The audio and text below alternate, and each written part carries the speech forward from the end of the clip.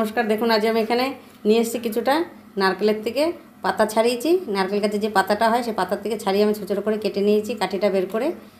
আর এখানটা আমি নিয়েছি কিছুটা শাপলা, দেখুন লম্বা লম্বা করে কেটে নিয়েছি, এতটা লম্বা করে। আর এখানটা আমার একটা কাঁচা লঙ্কা খুব ঝিরিঝিরি করে কাটা আছে। আজকে আমি এইটা দিয়ে কি করব আপনারা দেখবেন। আমি এটা আজকে ভেলা ভাজা করব। দেখুন এরকম করে আমি কাঠিটা এর মধ্যে গুজে দেবো। এরকম করে কাঠিগুলো এরকম করে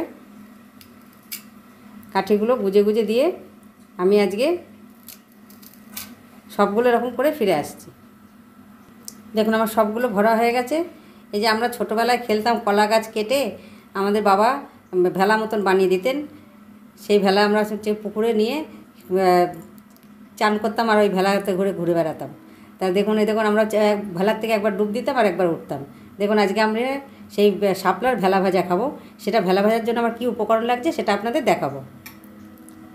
দেখুন এখানে আমি একটা বোল নিয়ে নিয়েছি কাঁচের। এখানে আমি দিয়ে দেবো বেসন। আমি 2 চামচ বেসন দেবো এর মধ্যে। 2 চামচ বেসন দিয়ে দিয়েছি। আর দিয়ে দেবো 2 চামচ চালের গুঁড়ো।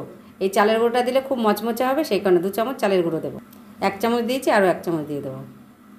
এর মধ্যে দিয়ে দেবো কাঁচা লঙ্কাটা কেটে রেখেছিলাম, সেই কাঁচা লঙ্কাটা দিয়ে দেবো। স্বাদ অনুসারে নুন।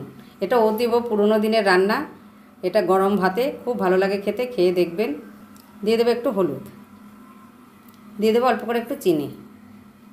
সব উপকরণগুলো খুব ভালো করে মিশিয়ে নেব।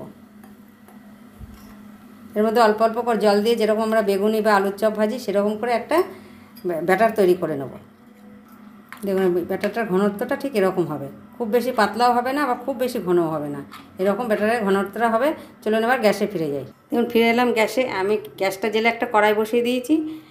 তেলটা আমার গরম হয়ে গেছে। এখন আমি ওই ভেলাগুলো নিয়ে এসে এখন ওই বেসনের ব্যাটারে ডোবাবো। দেখুন বেসনের ব্যাটারের মধ্যে দিয়ে দিয়েছি। আমি এখন এপিট ওপিট করে এগুলো এরকম করে এর মধ্যে ডুবিয়ে খুব ভালো করে আলতো হাতে আমি এগুলো এর মধ্যে ছেড়ে দেবো। দেখুন আমি একটা দিয়ে দিয়েছি। এখন এটা আমি উল্টিয়ে দেবো। দেখুন কত সুন্দর হয়েছে ভেলা ভাজা। শাপলার ভেলা ভাজা আপনারা করে খেয়ে দেখুন। সকলের কাছে অনুরোধ রইল লাইক দিয়ে পুরো ভিডিওটি দেখবেন। আমি এখন এটা সাইড করে আরও একটা পাশে দিয়ে দেবো। দেখুন সাইড করে আমি আরও একটি দিয়ে দিয়েছি, সেটাও আমি এখন উল্টে দেবো। দেখুন ভাঙেও নি, কিছুই হয়নি। আর কত সুন্দর ফুলে উঠেছে দেখুন। আমি এখন লাল লাল করে ভেজে তুলব। শাপলার ভেলা ভাজাটা খুব তাড়াতাড়ি হয়ে যায়। গরম ভাত একটু ঘি দিয়ে মেখে তারপর গরম ভাতের সঙ্গে খেলে খুবই ভালো লাগে। আমার মা ঠাকুমারা খুব করতেন, আমরা খুব খেতাম। আজ আপনাদের সঙ্গে শেয়ার করলাম। দেখুন আমার লাল লাল ভাজা হয়ে গেছে।